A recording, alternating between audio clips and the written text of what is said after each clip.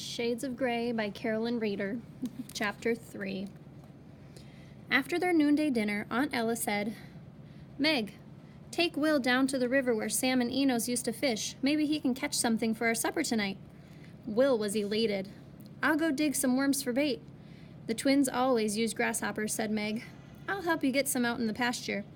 They walked slowly through the tall grass, swooping down on the greenish-brown insects with their cupped hands.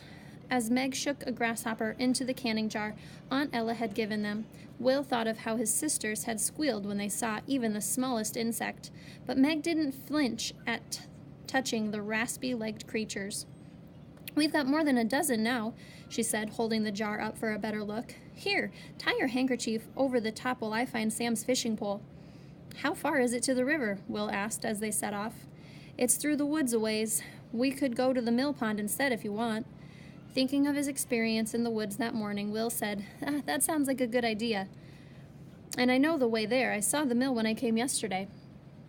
"Well, I'm going with you anyhow," said Meg, her chin set in determination. "I'd rather sit in the shade than hoe, same as you would." Will's face burned. Why hadn't he gone back to the garden after he carried Aunt Ella's water to the summer kitchen? They'd walked along this without speaking for a few minutes. Will deliberately set a fast pace, but Meg seemed to have no difficulty keeping up. Finally, she broke the awkward silence. Do you smell that?" Will nodded, aware of a delicate rose-like fragrance. "We'll have more blackberries than we can pick in a few weeks," his cousin went on, gesturing toward the blossom-covered bramble bushes growing alongside the roadside. "When we had Bessie, we'd eat big bowls of blackberries and cream with every meal." "We'd pick berries at home too," Will said. "And Kaylee'd make blackberry pies and blackberry cobbler, and she'd make jam. Of course, that was before the war and when we still had the sugar." "Whatever became of Kaylee and Lizzie and Fred?" Meg asked. "After Papa was killed, Fred came back and worked for us till the war was over. Now he works at the livery stable in town. Kaylee got a job and cooked the hotel, but Lizzie stayed and to take care of Mama. Doc Martin said he'd try to find a place for her. He kicked away a stick that lay in the road. I guess I'll never see any of them again." "I hadn't thought you might be missing your slaves too," Meg said in surprise. "I miss Sam and Enos, but that's different because they're my brothers." "I wondered what that's like in Ohio," Will asked, quickly changing the subject. "Well, they have cream for their blackberries in Ohio because the rebel army never camped nearby and took all the cows for beef. They've got plenty to eat because the rebel scouts never came through and took their harvest and their salt pork, and they could plant all their fields in the spring because they still had horses to pull their plows, and they hadn't eaten most of their seed potatoes and beans to get through the winter." Will struggled to control his anger. "They'll have flour to make crusts for blackberry pies because the Yankee cavalry didn't ride through their fields all strung out in rows and mash the wheat down into the ground, and they can grind their wheat because Sheridan's army didn't burn their mills, and," he went on, his voice rising, "they'll have apples and cider next winter because the Yankees didn't chop down their orchards for firewood, and in Ohio—" Stop it," cried Meg, clapping her hands over her ears. "I don't want to hear any more about the war." Will stopped and stared at her. She stood in the middle of the road, dust-covered feet showing beneath a faded skirt, and basket that hung on her raised arm sticking out an odd angle. Her blue eyes were dark with anger. "Well, you started it," he muttered, looking away. "You were the one who asked what it was like in Ohio," Meg reminded him. They walked for a while in stony silence, then Meg said, "I wouldn't want to go to Ohio anyway. Virginia's our home, and Pa says that now that the war's over, it'll be a good place to live again." "I guess when he can replace the livestock and plant all his fields again, your life won't be much different than it was before the war," Will said. Then, remembering Beth, he added, "Your little sister could have died even if the army hadn't got your cow. Your sisters could have died of typhoid in peacetime too, you know." Will looked away. "The epidemic started in the army camp," he said stiffly. "They wouldn't have died if they hadn't been for the war. And neither would have Papa and Charlie and Mama. I'd still be living with my family in Winchester if it hadn't been for the war, if it hadn't been for the Yankees." "Your Pa chose to fight in the war," said Meg. "So you—" "Papa had no choice. He was a man of honor, and when his country needed him, he had no choice but to go to war. My Pa's a man of honor, too. And he says a person always has a choice, Meg said firmly. He says you have to look at a situation and measure the good against the bad and then do what you think is right no matter what other people do. And he didn't think it was right for him to go on and kill other men over something that didn't matter one way or the other to him.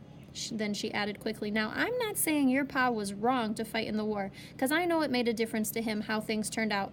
All I'm saying is, of course it wasn't wrong. He was fighting for a cause he believed in. Can't you understand that? I can understand that, all right. The question is, why can't you understand that my pa didn't fight for a cause he didn't believe in? Will didn't know how to answer that. They walked on in silence again, the buzzing of the insects on the blackberry blossoms and the soft scuffing of their bare feet on the dusty road, the only sounds. But Meg couldn't be quiet for long. There's something I can't figure out, she said. Your brother Charlie was the same age as Sam and Enos, and you said he was killed 2 years ago. That would have made him only 14. How could he be in the army so young? Was he a drummer boy? The question came almost as a physical shock to Will.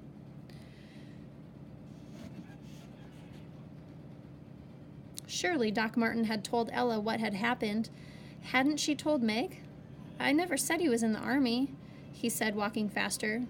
Meg's mouth fell open. But you told me he was killed by the Yankees. He was shot by a Yankee sentry, Will said reluctantly. Meg's jaw dropped again. They shot a plain, ordinary boy? Why did they do that? Will turned to her, his dark eyes blazing. I don't want to talk about it, he shouted. I just don't want to talk about it.